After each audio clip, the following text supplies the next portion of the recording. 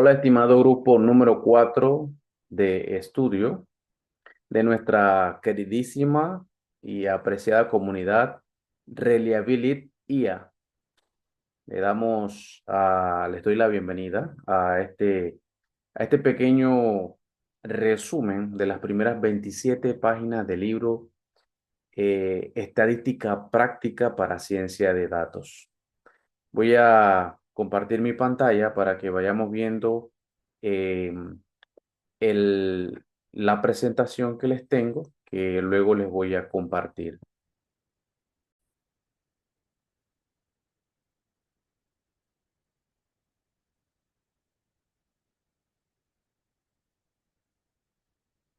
¿Ok? Bueno, como podemos ver, el libro que vamos a estar estudiando durante los próximos 6 meses es justamente el libro Explorando la estadística en ciencia de datos con R y Python. Y bueno, más que nada queríamos darle el agradecimiento a los autores, eh, a los creadores del conocimiento. Este estudio y sus contenidos están basados en este libro, escrito por Peter Bruce, Andrés Bruce y Peter Jedek. Segunda edición en español 2022, publicado por Marcobo y O'Reilly Media, traducido por Francisco Martínez Carreño y corregido por Nuria Barroso. Agradecemos a los autores y a todas las personas que hicieron posible esta obra, ya que su trabajo nos permite aprender y aplicar la estadística en el mundo real. Bueno, ¿cuál es el objetivo del estudio? ¿Por qué este libro? Este libro es una guía clave para científicos de datos, ingenieros y analistas que buscan aplicar las estadísticas en toma de decisiones basadas en datos. Nos enfocaremos en extraer conceptos estadísticos aplicables a confiabilidad y mantenimiento, que básicamente es nuestro rubro. Es la área de aplicación de conocimiento que nosotros tenemos. Relacionar teorías en casos prácticos en la industria, crear presentaciones y videos educativos. Nuestro grupo de estudio en Reliability IA explorará y explicará cada tema de manera estructurada con aplicaciones reales. En el caso de nosotros, el grupo 4, bueno, utilizaremos ciertas metodologías para poder llegar a ese fin. ¿Ok? Vamos a hacer una pequeña introducción del libro. Este libro busca hacer la estadística accesible para la ciencia de datos, combinando teorías con ejemplos en R y Python. Sus objetivos principales son presentar conceptos clave de estadísticas relevantes para la ciencia de datos, explicar la utilidad de cada concepto en la práctica. Un dato clave que quiero resaltar es que no cubre métodos de aprendizaje automático como redes neuronales, ya que se centra en herramientas estadísticas tradicionales aplicadas a datos. Este enfoque es ideal para aplicaciones en mantenimiento predictivo y confiabilidad en la industria. Bueno, empecemos con algo de materia. Vamos a hablar acerca de las estructuras de datos. ¿Qué es la estructura de datos en Python? Bueno, las estructuras de datos son la forma en que organizamos, almacenamos y manipulamos los datos en Python. ¿Por qué es importante? Porque facilita el análisis de datos, permite optimizar el rendimiento del código y es fundamental en la ciencia de datos y mantenimiento predictivo. Un ejemplo en la industria, podemos imaginarnos que tienes una mina o una planta con sensores en diferentes equipos. Los datos que generan todos estos sensores deben almacenarse en estructuras adecuadas para su análisis y mantenimiento predictivo. Um,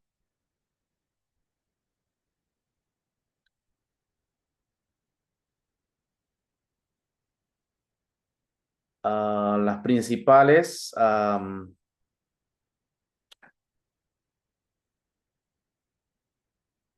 los tipos principales de estructuras son listas, tuplas, diccionarios y conjuntos. En el caso de las listas, son conjuntos ordenados de datos que permiten duplicados. Las tuplas son similares a una lista, lo único que son inmutables, o sea, no pueden ser cambiados a través de un método, de algún código que quieras hacer para poder cambiar los datos de esa tupla. Para poder cambiar los datos en esa tupla, tienes que ir al código original y hacer los cambios directamente dentro de la tupla. En el caso de los diccionarios, almacenan datos en pares. O sea, necesitamos una clave y los valores. Las claves van a ser, no pueden ser duplicadas, o sea, no pueden haber claves iguales, deben ser únicas. Y los valores sí, obviamente los valores sí pueden duplicarse, ¿no? En el caso de los conjuntos, son valores únicos, sin ningún tipo de orden específico y tampoco aceptan duplicados, son únicos. Y tenemos algunos ejemplos aquí que podremos destacar, entre esos registros de temperaturas para, para un motor cada hora. Una tupla, por ejemplo, parámetros fijos de una máquina que no puedan ser cambiados. Y diccionario es información, por ejemplo, de un camión o de un equipo que nos muestran algunos ejemplos aquí. Por ejemplo, el identificador y su valor, o sea, identificador ID es la clave y el valor 101. Lo mismo para horas de uso. Horas de uso es la clave y su valor es las 5.000 horas. En el caso de conjuntos son una lista de fallas que podría ser una lista de fallas detectadas sin repetir, por ejemplo, sobrecarga, falla eléctrica, vibración excesiva, ¿no?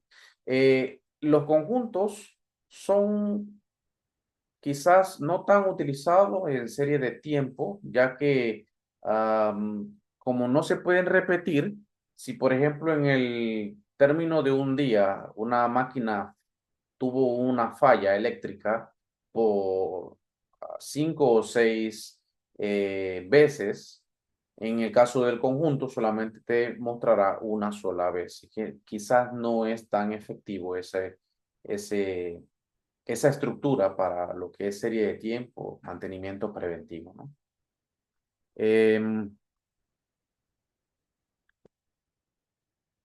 Aquí está justamente lo que les mencionaba en el caso de los diccionarios. Tenemos inicialmente la variable y luego entre llaves vamos a formular nuestro conjunto ah, de claves y valores. En el caso de lista, lo mismo. Tenemos nuestra variable con el conjunto de valores que, que tenemos del equipo, de la máquina. Y en el caso de conjuntos, básicamente así se estructura estos datos. Estructuras de control y funciones en Python. Las estructuras de control permiten tomar decisiones y repetir acciones en un programa, mientras que las funciones nos ayudan a estructurar mejor el código. ¿Por qué es importante en mantenimiento? Permiten automatizar el análisis de sensores, facilita la toma de decisiones en mantenimiento predictivo, optimiza la programación de revisión y alarmas en los equipos. Y aquí tenemos más o menos una de esas, las condicionales if, elif y else, donde podemos estructurar una condicional que nos ayude a determinar si un conjunto de equipos requiere o no requiere de mantenimiento. Estas condiciones nos permiten tomar decisiones en base a ciertas condiciones. Por ejemplo, en mantenimiento predictivo, si un camión ha trabajado más de 5.000 horas se programa mantenimiento. ¿Cuál es la salida esperada? Si el equipo tiene más de 5.000 horas, bueno, mantenimiento requerido. Y se usa para monitoreo automático de los equipos. Las condicionales nos pueden ayudar bastante y facilitar lo que es la programación de los mantenimientos. Los bucles, en todo caso, permiten repetir tareas de forma automática. Un ejemplo en minería, analizar la temperatura registrada en un motor durante un turno. ¿Cuál sería la salida esperada si creamos un ciclo for? En este caso, de las temperaturas. Si las temperaturas son mayores a 90, nos saldrá una alerta de temperatura crítica detectada, ¿no? Y se mostrará también la temperatura que fue detectada. Se usa para anomalías, detectar algún tipo de anomalías en los equipos o en los sensores, ¿no? En el caso de las funciones, más que nada, nos permiten realizar un código sin repetirlo.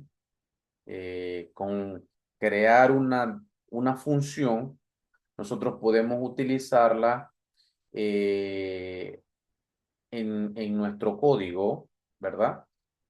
Para diferentes operaciones, ¿no? Por ejemplo, función para verificar si un equipo requiere mantenimiento.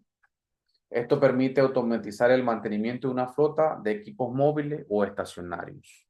Y se muestra más o menos un extracto de cómo se estructuraría una función. Obviamente esta es muy básica, hay funciones complejas, bien complejas, para lo que es tema de crear fechas, de crear mantenimientos, etcétera. Y aquí nos muestra claramente cómo se pueden utilizar estas funciones internamente. También podemos colocar las condicionales para que cuando nosotros llamemos nuestra función a nuestro código y se la apliquemos a un conjunto de datos, él nos pueda facilitar los resultados. Ahora, entremos en qué son datos rectangulares. Bueno, los datos rectangulares son una estructura de datos bidimensionales en donde cada fila, como muestro allí este, ese pequeño cuadro, ahí nos muestra que las filas son registros, son casos, son observaciones, son muestras, así les podemos llamar. Toda esa fila es un registro. En un determinado momento, en un determinado tiempo, se registró esa muestra, ¿ok? En el caso de las columnas, son variables, son características, son atributos, ¿verdad? Que nos ayudan a determinar lo que estamos monitoreando. ¿Ok? En este caso, por ejemplo, horas de operación, consumo de combustible y estado del motor. Los datos estructurados, organizados en una tabla con filas y columnas, fáciles de analizar con herramientas como Python y R, base de muchos modelos predictivos en mantenimiento y confiabilidad. ¿Cuál es la importancia de los datos rectangulares? Bueno, los datos rectangulares son fundamentales para la ciencia de datos, ya que permite el monitoreo en equipos industriales, optimización del mantenimiento predictivo, análisis del consumo de combustible y costos operativos. Por ejemplo, si queremos predecir fallas en motores, necesitamos una tabla estructurada con temperatura del motor, horas de operación, consumo de combustible, estado de sensores, solo como un ejemplo. Estos datos deben de estar en formato rectangular para analizarlos con Python o R. Conceptos claves. Bueno, marco de datos, o data frame, En la estructura de datos rectangulares es la estructura de datos rectangulares utilizada en R y Python. Características son columnas que representan atributos del sistema. Ejemplo, temperatura, consumo de diésel, velocidad del camión. Y este es un punto bien importante e interesante, la parte de características, porque cuando nosotros tenemos nuestro data frame que tiene cierta estructura, ciertas variables, podemos a partir de esas variables crear nuevas variables a las cuales van a llegar a ser características, que son muy importantes para poder ver más allá de lo que los datos nos están diciendo. Y es muy importante tener en cuenta este punto de las características porque lo vamos a necesitar más adelante para poder realizar modelos predictivos. ¿Ok? Registros o observaciones, cada fila representa un evento, perdón, o una máquina. Ejemplo, el rendimiento de un camión en un turno. Variable dependiente es el resultado de la variable objetivo que queremos predecir y analizar.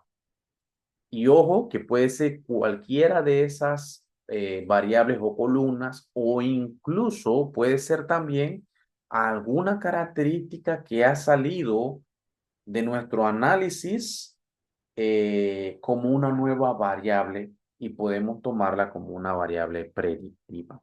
Índices, numeración de filas que facilitan el acceso a los datos. Tipos de datos en tablas, bueno, binarios, categóricos, numéricos. Y ahí se nos muestra muy claro y entendible. Binarios, 0, 1. Sí, no. ¿El sensor detecta una falla? Sí, no. 0, no. 1, sí. Básicamente es más o menos lo que vamos a estar trabajando, ¿no? En el caso de categóricos, podrían ser tipos de camión, mineral extraído, en el caso de la minería, pueden ser otros tipos de variables categóricas, ¿verdad? Que necesitaremos luego tratar de, am, tratar de codificar de una manera que un modelo predictivo pueda utilizarlo y serle útil para una predicción. Y obviamente los numéricos, que son los más utilizados para nuestros modelos predictivos. En ese caso, la cantidad de horas de operación o el consumo de combustible, en todo caso, serían algunos tipos de datos en las tablas, ¿no? Comparación con otras estructuras, bueno,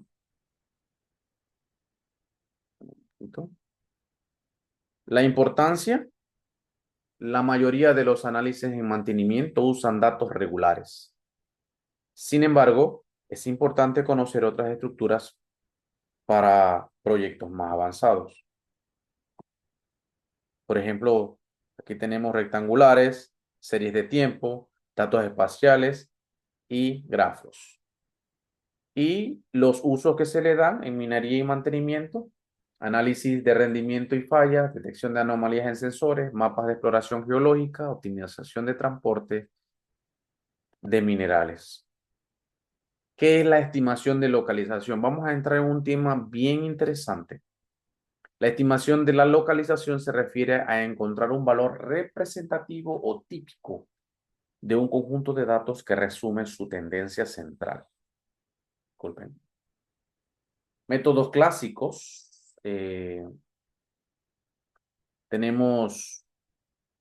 Existen diferentes formas de estimar la localización, entre ellos la media, el promedio, la mediana, la media truncada y la media ponderada. En la media promedio es la suma de todos los valores dividido por la cantidad de datos. Fácil de calcular, pero sensible a valores atípicos. Muy importante tener esto en cuenta. Para poder utilizar la media como nuestro método de localización, es importante trabajar primero los valores atípicos. Mediana, el valor central cuando los valores están ordenados. Es más robusta que la media porque se ve afectada por valores extremos. Media truncada, perdón, leí mal, porque no se ve afectada por valores extremos. Media truncada, se eliminan los valores más altos y más bajos antes de calcular la media. Es un punto intermedio entre la media y la mediana. La media ponderada se asignan pesos a los valores más importantes, útiles cuando algunos datos tienen mayor relevancia. Por ejemplo, sensores más precisos en equipos críticos. Aquí. Los valores atípicos pueden distorsionar la estimación de la localización, lo que mencionamos hace un rato. Este es el impacto de los valores atípicos. Y esto es muy importante porque eh, trabajar un modelo predictivo sin antes eh, localizar y tratar los valores atípicos puede crear un problema en nuestro modelo y no va a predecir correctamente. Sensores defectuosos pueden registrar valores erróneos en temperaturas de motor. Y si no sabemos tratar estos errores, vamos a introducir errores en nuestros modelos y no va a poder predecir correctamente. Errores en registro de tiempo de inactividad pueden inflar el cálculo de mantenimiento. Y hay que tener mucho cuidado cuando tenemos un data frame grande que quizás contempla diferentes actividades, diferentes equipos. Puede que en esos puntos tengamos problemas como valores atípicos y también tengamos problemas con valores ausentes o nada. ¿Ok? ¿Cómo manejarlos? Podemos usar la mediana en lugar de la media. Es una metodología. Podemos aplicar media truncada para eliminar extremos.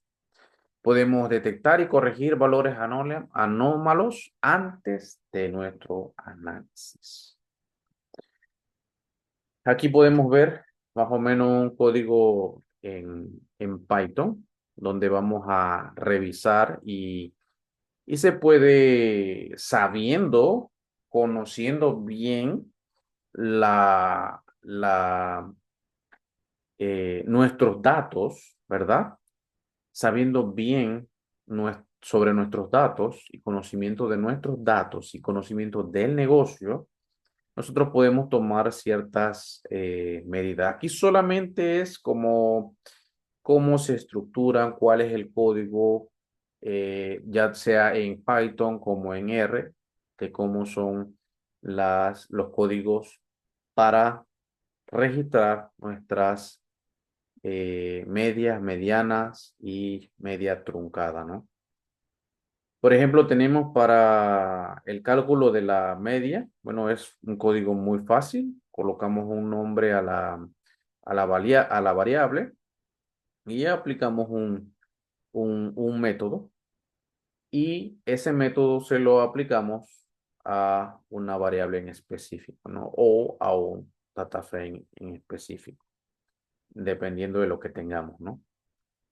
Y es un código muy fácil. Con eso nos va a decir cuál es la media que tenemos en esa variable o en ese data frame.